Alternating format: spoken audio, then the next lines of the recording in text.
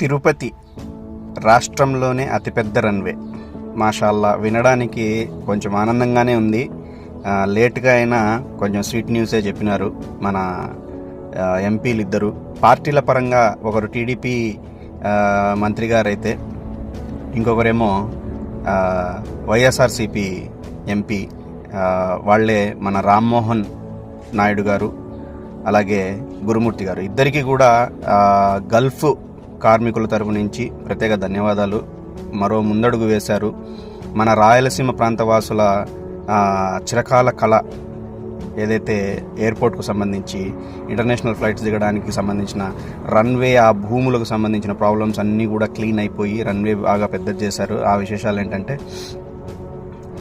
రేణిగుంట ఎయిర్పోర్ట్లో ఇంటర్నేషనల్ విమానాలు ల్యాండ్ అయ్యేలాగా అతిపెద్ద రన్వే అందుబాటులోకి వచ్చింది.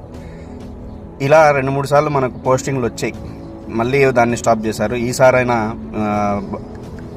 ఇది నిజం అవ్వాలని చెప్పేసి మనస్ఫూర్తిగా కోరుకుంటున్నాను. గతంలో ఉన్న 2285 మీటర్లు పొడవు గల రన్వేను ఇప్పుడు 3810 మీటర్లకు పెంచారనమాట. అండ్ అలాగే ఫ్లైట్స్ టర్నింగ్ తీసుకోవడానికి, ఎక్కువ ఫ్లైట్స్ వచ్చినప్పుడు టర్నింగ్ తీసుకోవడానికి ఉండేటువంటి ఆ 700 మీటర్ల టర్నింగ్ను 1500 మీటర్లు, అంటే డబల్ కన్నా ఇంకా కొంచెం ఎక్కువే, 1500 మీటర్లకు పెంచారు. అలాగే రన్వే పైన నైట్ ల్యాండింగ్కు సంబంధించిన లైటింగ్స్ ఏవైతే ఉంటాయో, భారీ లైటింగ్స్, అవి కూడా పనులు జరుగుతూ ఉన్నాయి. ఇప్పుడు ఆల్రెడీ అక్కడ డొమెస్టిక్ ఫ్లైట్స్ దిగుతున్నాయి అన్నమాట.